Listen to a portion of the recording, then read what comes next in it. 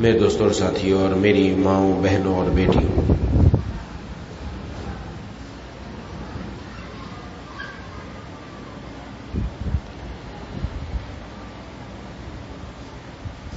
اللہ تبارک و تعالی نے ہم سب پر فضل فرمایا اور ہم سب کو مسلمانوں کے گھروں میں پیدا فرما کر کلمے اور اسلام کی دولت سے نوازا۔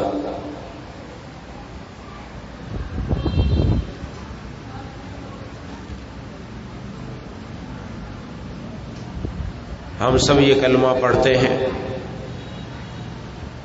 اور ایک مسلمان اقرار کرتا ہے کہ لا الہ الا اللہ محمد الرسول اللہ صلی اللہ علیہ وسلم۔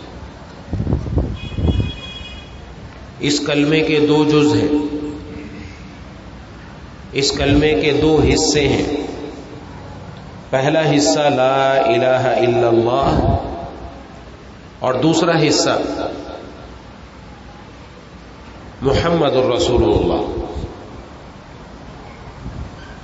پہلے حصے میں ہم نے اقرار کیا کہ اللہ کے سوا کوئی معبود نہیں،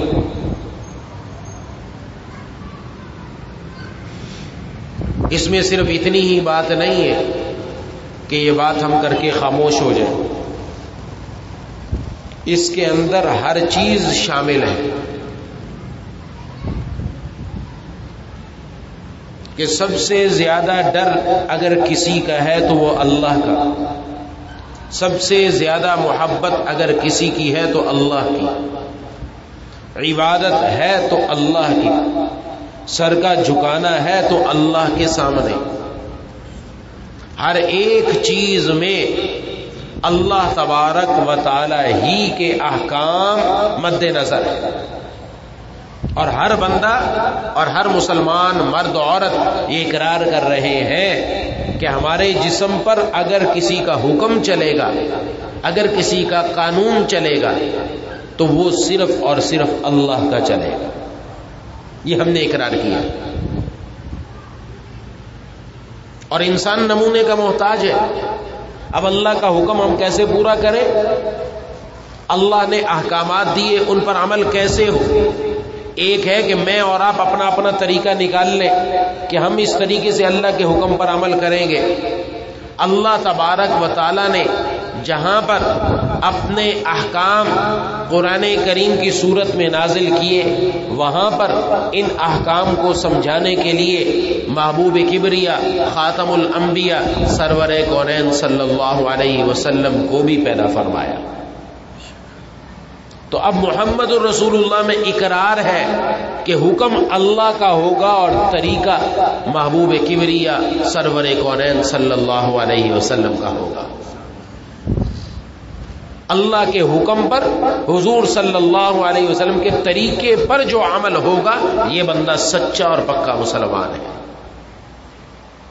یہ ہم اقرار کر چکے ہیں، اور ہم بچوں کو بھی سکھاتے ہیں۔ پہلا کلمہ ہے، یہ سکھایا جاتا ہے، سمجھایا جاتا ہے، تو صرف زبانی جمع خرچی نہیں کہ زبانی طور پر پڑھ لیا ختم ہو گیا، یہ اقرار کیا ہے میں نے اور آپ نے۔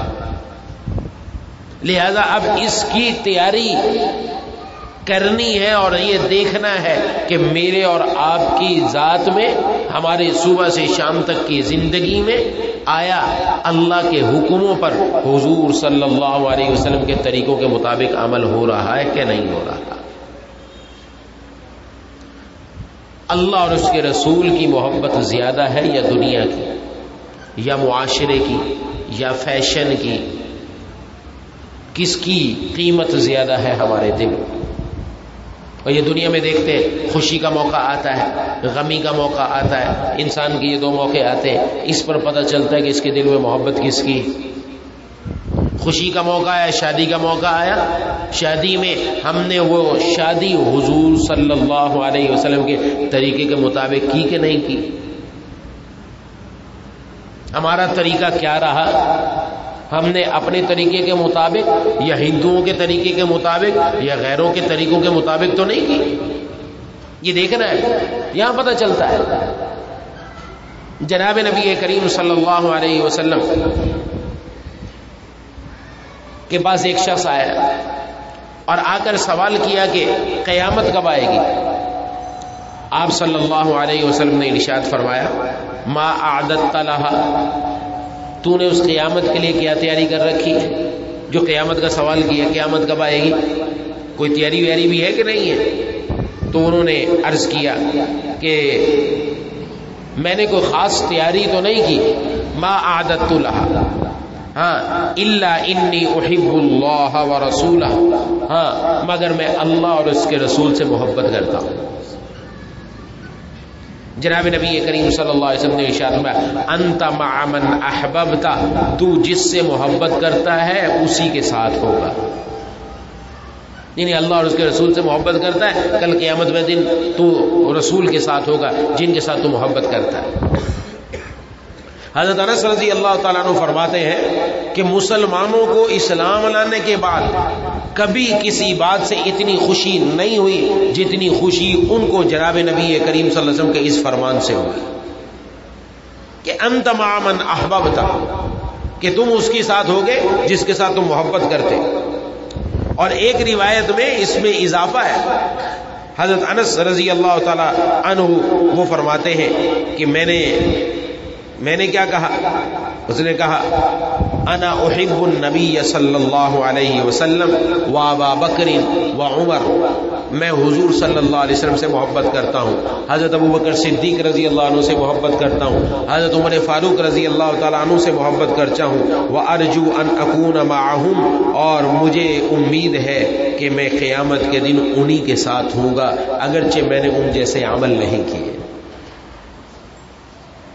تو یہ دل کے اندر جو محبت ہوتی ہے یہ بندے کو کہیں سے کہیں تک پہنچا دیتی ہے، بشرطے کہ محبت ہو۔ محبت صرف زبان سے کہنے کا نام نہیں کہ محبت کرے کہتے ہیں جی میں بہت محبت کرتا ہوں، محبت کرتا ہے تو پھر اس کی کوئی نشانی بھی تو ہونی چاہیے، کچھ پتہ بھی تو چلنا چاہیے۔ حضرت رابعہ بصریہ رحمت اللہ علیہا نے ایک مرتبہ یہ فرمایا تھا تعصی الالہ وانت تظہر حبہ ھذا لعمری فی القیاس بدیع لو کان حبک صادقا لاطعتہ ان المحب لمن یحب مطیع، کہ محبت کا دعویٰ کرنے والے جھوٹے آدمی، تو اللہ تبارک و تعالیٰ کی نافرمانی کرتا ہے اور اس کے ساتھ محبت کا دعویٰ بھی کرتا ہے، نافرمانی بھی کرے اور دعویٰ بھی کرے۔ یہ بات بڑی عجیب ہے، عقل کے اعتبار سے بڑی عجیب بات ہے۔ اگر تو دعوی محبت میں سچا ہوتا تو ان کی فرما برداری کرتا، کیوں؟ اس لیے کہ ہر محبت کرنے والا اپنے محبوب کی بات پر دل و جان سے عمل کرنے والا ہوتا ہے۔ یہ ہے محبت کا معنی۔ بعض لوگ زبان سے کہہ دیتے ہیں میں محبت کرتا ہوں، تو ہمارا عمل اس کی تصدیق کرتا ہے یا اس کی تکذیب کرتا ہے، واقعتاً ہم اس کے مطابق عمل بھی کر رہے ہیں کہ نہیں کر رہے ہیں۔ اس لیے اس بات کو ہمیشہ ذہن میں رکھنا ہے، اللہ تبارک و تعالی اور اس کے رسول کی محبت، اس کا نتیجہ اور ثمرہ یہ نکلنا چاہیے کہ ہمارا عمل اللہ تبارک و تعالی کے حکموں کے مطابق، جناب نبی کریم صلی اللہ علیہ وسلم کے طریقے کے مطابق ہو جائے۔ لیکن افسوس یہ ہے آج ہمارا دشمن ہمارے گھر میں نہیں آ سکتا، ہمارا دشمن، اور دشمنی بھی چھوٹی چھوٹی باتوں پر ہے، بھائی سے دشمنی ہے، بہن سے دشمنی ہے، چچا سے دشمنی ہے، تایا سے دشمنی ہے، اپنے رشتہ داروں سے دشمنی ہے، اور دشمنی دنیا کی معمولی معمولی باتوں پر ہے، وہ ہمارے گھر کی دہلیز پر نہیں چڑھ سکتے، یعنی جس سے ہم نے دشمنی کر رکھی وہ ہمارے گھر نہیں آ سکتا۔ عجیب تعجب یہ ہے ہمارا دشمن ہمارے گھر میں نہیں آتا، لیکن اللہ اور اس کے رسول کا دشمن آج ہمارے گھروں میں موجود ہے۔ جو اللہ کا دشمن، رسول اللہ صلی اللہ علیہ وسلم کا دشمن، قرآن کا دشمن، دین کا دشمن، مسلمانوں کا دشمن، آج ہمارے گھروں میں پایا جاتا ہے۔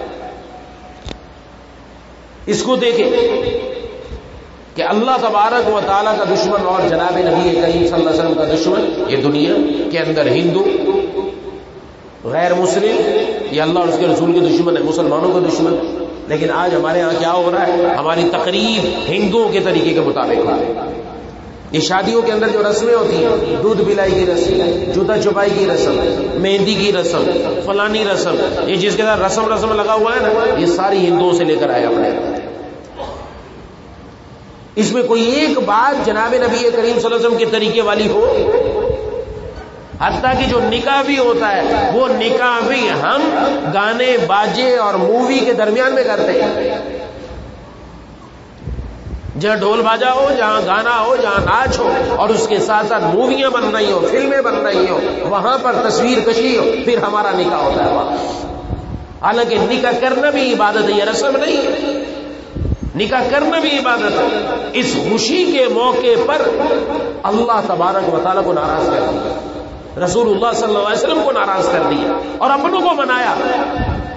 جس کے ساتھ ہمارا رشتہ ٹوٹا ہوا تھا، شادی کے موقع پر اس کو جا کے مناتے ہیں. گھر کے بزرگ جاتے ہیں، عورتیں بھیجتی ہیں فلانے کے پاس بھی جاؤ، فلانے کو بھی راضی کرو، فلانے کو بھی راضی کرو.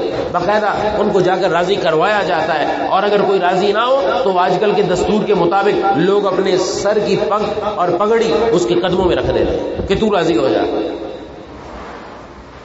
دنیا والوں کو راضی کرنے کے لیے ہم تو اتنا جھک گئے، اللہ اور اس کے رسول کو کتنا راضی کیا.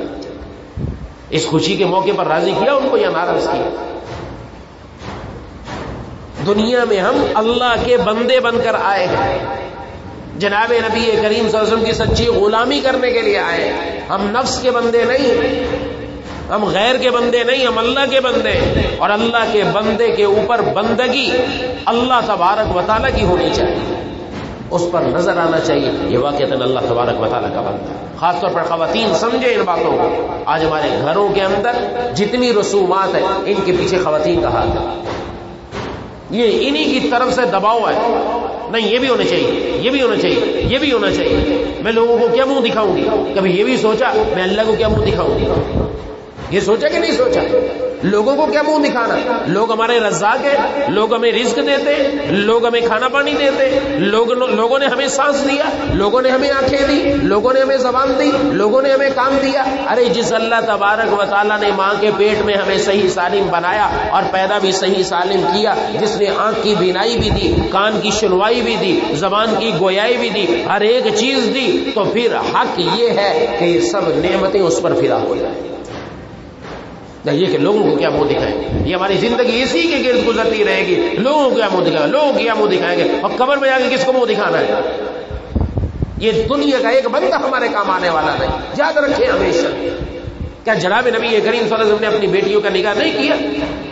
آپ کیا صحابیات نے، صحابہ کرام نے رضوان اللہ تعالی مجمعین نے، انہوں نے نہیں کیا؟ انہوں نے کر کے دکھایا. بڑی بڑی سپر طاقتیں ان کے قدموں میں آ کر گئی. معمولی لوگ نہیں تھے، وہ بڑے بڑے لوگ تھے. لیکن آج ہم نے قرآن اور حدیث کو چھوڑا ہے تو پھر ذلت ہمارا مقدر بن گئی. مصیبتیں، تکلیفیں، پریشانیاں اور نہ جانے کیا کچھ آج ہم پر مسلط ہو چکا ہے. وہ اسی وجہ سے ہمارے اعمال کا نتیجہ ہے. پھر یہ رونا ہے کہ جی گھروں میں جھگڑے ہو رہے ہیں، ابھی شادی کی تھی ابھی جھگڑے ہو گئے، گھر میں اتفاق ہی نہیں، آپس میں ایک دوسرے سے لڑائیاں ہو رہی ہیں. بیٹا بات نہیں مانتا، شوہر کہتا بیوی بات نہیں مانتی. گھر میں لڑائیاں کیوں ہو رہی ہیں؟ اس لیے کہ ہم نے اپنے پالنے والے اللہ کو ناراض کر دیا. انہوں نے جن محبوب جناب نبی کریم صلی اللہ علیہ وسلم کو ہمارے لیے بطور نمونہ بنا کر بھیجا تھا، ہم نے اس ذات کے نمونے کو اپنے اندر سے نکال دیا. وہ نمونہ اس لیے بنا کر بھیجا تھا کہ ہم ان کے پیچھے چلتے. ان سے بڑھ کر دنیا میں طریقے سوچ لیں. آپ نے شادی کرنی غیروں کے طریقے پر کریں، آپ شادی جناب نبی کریم صلی اللہ علیہ وسلم کے طریقے پر کریں. دونوں آپ کے پاس نمونے موجود ہیں، لیکن دنیا میں سب سے بہتر، اچھا، اکمل، اعلیٰ طریقہ اگر کسی کا ہے تو جناب نبی کریم صلی اللہ علیہ وسلم کا ہے. کیونکہ جو سب سے پیارے طریقے تھے وہی اللہ نے اپنے پیارے محبوب سرور کونین صلی اللہ علیہ وسلم کو عطا فرمائے. لیکن ہماری مصیبت تو یہی ہے نا کہ ہم ذرا میڈیا سے باز آئیں تو کہیں ٹیلی ویژن ہے، کہیں فلمیں ہیں، کہیں یوٹیوب ہے، کہیں واٹس ایپ ہے، کہیں دوسری چیزیں، جو ان پر دیکھتے ہیں وہی اپنے اوپر لاگو کرنے کی کوشش کرتے ہیں. غیر فطری زندگی دنیا گزارنے کے لیے تلی ہوئی ہے. فطرت کے مطابق آنے کے لیے ہم تیار ہیں. جو دیکھا ڈرامے میں، جو دیکھا فلم میں، جو دیکھا میڈیا پر، جو دیکھا اشتہار میں، وہ اپنے اوپر لاگو کرنے کی کوشش کی. غیر فطری چیزیں جن کو اپنے اوپر لاگو کر رہے ہیں. فطرت کے مطابق جو زندگی گزارے گا اور اللہ اور اس کے رسول صلی اللہ علیہ وسلم کے احکامات کے مطابق گزارے گا، اس کی دنیا بھی جنت بنے گی، آخرت بھی جنت بنے گی. ہم خود سوچیں کہ کل قیامت والے دن اللہ تبارک و تعالیٰ کا سامنا کس منہ سے کیا کرتا ہے؟ جناب نبی کریم صلی اللہ علیہ وسلم کا سامنا کس منہ سے کریں؟ ہے کیا ہمارے پاس؟ کیا لے کر جائیں گے؟ اپنی زندگیوں کے اندر آپ صلی اللہ علیہ وسلم کے طریقے لے کر آئیں کہ جناب نبی کریم صلی اللہ علیہ وسلم کا طریقہ کیا؟ آپ کا پیارا طریقہ ہمارے اندر آ گیا، ہم بھی اللہ کے پیارے بن جائیں۔ یہ درس ہے، یہ ہمارے لیے نصیحت ہے۔ اس لیے یہ سمجھے جو کلمہ پڑھا اس کے پورے تقاضے پر عمل کرنا میری اور آپ کی ذمہ داری۔ اپنے گھروں میں حضور صلی اللہ علیہ وسلم کی سنتوں کو روشن کریں، زندہ کریں۔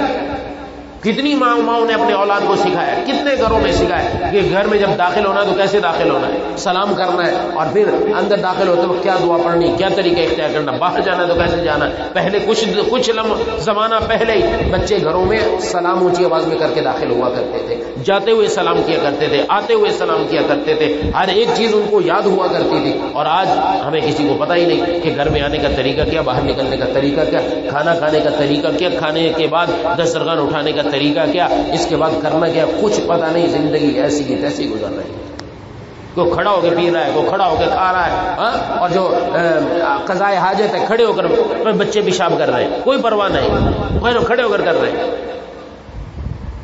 کسی کو کچھ پتہ نہیں، بس زندگی گزر۔ کیسے اللہ تعالیٰ کی رحمتیں گھر میں آئے؟ ہم نے کام کیا ایسا؟ دنیا کے اندر بیوی شوہر کو خوش کرے، شوہر کو راضی کرے تو شوہر اپنی بیوی کی نہ صرف ضروریات پوری کرتا ہے بلکہ اپنی طرف سے گفٹ بھی دیتا ہے، اپنی طرف سے اس کو مزید خوش بھی کرتا ہے، کبھی پیسہ دے کر، کبھی زیور دے کر، کبھی چوڑیاں دے کر، کبھی سوٹ دے کر خوش بھی کرتا ہے۔ جو بیٹا اپنے والد کو خوش کرے، والد نہ صرف اس کی ضروری خرچے پوری کرتا ہے بلکہ اس کو موٹر سائیکل دلواتا ہے، سائیکل دلواتا ہے، اور چیزیں دلواتا ہے، اس کو خوش کرتا ہے۔ جو بندہ اور جو بندی اپنے اللہ کو خوش کرتے ہیں، اللہ دنیا بھی بنا دیتے ہیں، آخرت بھی بنا دیتے ہیں۔ کوئی بیوی شوہر کو ناراض کر کے اپنے خرچے وصول نہیں کر سکتی، کوئی بیٹا باپ کو ناراض کر کے اپنی چیزیں لے نہیں سکتا، باپ کی محبت حاصل نہیں کر سکتا۔ رب کو ناراض کر کے ہم اس کی رحمتیں لے سکتے ہیں؟ ناراض تو کریں اللہ کو اور امید رکھیں رحمت آئے۔ کام ہم نے گھر میں کون سے کی؟ یہ ذمہ داری ہے خواتین کی۔ خواتین، یہ پہلی ذمہ داری گھر کی ان کی بنتی ہے کہ گھر کا ماحول خواتین سے بنتا ہے۔ خواتین اپنے گھروں کو حضور صلی اللہ علیہ وسلم کے طریقے کے مطابق بنانے کی کوشش کریں۔ ان کی ذمہ داری اولاد کی تربیت، ان کی ذمہ داری اولاد کو سمجھانا، ان کی ذمہ داری ہے گھر میں جب بچوں کو سکھایا جائے تو گھروں سے جب بچے بڑے ہو کر نکلے تو وہ اللہ تبارک و تعالیٰ کی محبت ان کے دلوں میں رچ بس گئی، حضور صلی اللہ علیہ وسلم کی سنت کے سانچے میں ڈھلے ہوئے نظر آئے۔ لیکن مصیبت تو یہ ہے کہ فرصت ملے دوسری چیزوں سے تو یہ باتیں بتائیں نا، نہ ان کو اسکولوں میں کچھ بتایا جاتا ہے، نہ گھروں میں بتایا جاتا ہے، تو آگے بنے گا کیا؟ آپ صلی اللہ علیہ وسلم کا ایک ایک طریقہ ہماری زندگی سے آج نکل چکا ہے۔ جب تک آپ صلی اللہ علیہ وسلم کا طریقہ ہماری زندگی میں نہیں آئے گا، آپ صلی اللہ علیہ وسلم کی سنتیں ہماری زندگی میں نہیں آئیں گی، اس وقت تک ہم اپنے لیے کسی اچھے کی امید نہ رکھیں۔ آپ کا طریقہ بہت پیارا طریقہ ہے، غیروں کے طریقوں کو اپنائیں گے اللہ کا غضب ہی نازل ہوگا، اللہ تعالیٰ کی ناراضگی ہی آئے گی، اور حضور کے طریقے کو اپنانے سے رب تعالیٰ کی محبت آئے گی اور اللہ ہم سب کو اپنے پیاروں میں شامل فرما لے۔ اس لیے آج سے عہد کریں کہ اپنے گھروں میں سنت کا اہتمام، سنت کے اہتمام کی کوشش، مرد بھی خواتین گھروں میں روز ایک سنت کا تذکرہ کریں، روز، اور اس پر کتابیں موجود ہیں، یعنی کوئی چیز ایسی نہیں کہ جو ہم سے اوجھل ہو، ہر چیز موجود ہے، کتابیں موجود ہیں، پیارے نبی صلی اللہ علیہ وسلم کی پیاری سنتیں، ہمارے پیر و مرشد عارف باللہ مجدد زمانہ حضرت اقدس حضرت مولانا شاہ کی محمد اختر صاحب نور اللہ مرکزہ کی، وہ ولی لے لو، نہیں ہے کسی کے پاس وہ مجھ سے لے سکتے ہیں، منگوا سکتے ہیں اپنے مردوں کے ذریعے سے، وہ لے لے، گھروں میں روز ایک سنت پر عمل کریں، روز ایک سنت گھروں میں بتائیں، بچوں کو بٹھا کر روز ایک سنت کا ذکر ہو کہ ہم ایک سنت کا تذکرہ کریں گے اور آج ہم سب مل کر اس سنت پر عمل کریں گے۔ دیکھیں آپ کو بچوں کے اندر بھی کیا نظر آتا ہے، آج بچوں میں چڑچڑاپن ہے، آج بچے لڑنے مرنے کے لیے تیار ہیں، آج بچوں کے اندر یہ جذبات اور کیفیات کیوں ہیں؟ اس لیے کہ جب وہ دور ہے تو پھر ان کے اندر یہ چیزیں پیدا ہوں گی، اور جب جناب نبی کریم صلی اللہ علیہ وسلم کی سنت پر عمل ہوگا، آپ صلی اللہ علیہ وسلم کا ذکر ہوگا ہر جگہ، تو انشاءاللہ گھر میں سلجھاؤ پیدا ہوگا، ہر ایک کے دل میں رحم اور نرمی پیدا ہوگی، آپ صلی اللہ علیہ وسلم کی مبارک تذکرے اور آپ صلی اللہ علیہ وسلم کی مبارک سنت کی بدولت، اس اپنی زندگی کو اس کے مطابق بنانے کی کوشش۔ روزانہ ذکر ہوگا، ایک ایک سنت آتی جائے، زندگی بدلتی چلی جائے گی. خود دیکھیں گے کہ اللہ تبارک و تعالیٰ کے محبوب جناب نبی کریم صلی اللہ علیہ وسلم کا جو تذکرہ ہے اور آپ کی جو سنتیں اس پر عمل کرنے سے روز زندگی میں ایک ایک بدلاؤ آ رہا ہے، ایک ایک تبدیلی آ رہی ہے، ایک ایک بات تبدیلی ہو. حضرت مولانا شاہ عبد الحق صاحب رحمۃ اللہ علیہ نے فرمایا کہ ایک شخص کا خط آیا، بہت اونچے عہدے پر تھا. کہا کہ اس نے لکھا کہ میں فلموں کا عادی تھا، کوئی فلم نہیں آئے میں چھوڑتا نہیں تھا. فلم پہلے سینما گھر میں جا کر دیکھتے تھے، کب بیوی کو بھی ساتھ لے کر جاتا تھا، بے پردہ تھی بیوی. مجھے گانوں کا شوق تھا، میرے ماتحت لوگ کام کرتے تھے اور ان میں کچھ لڑکیاں بھی تھیں.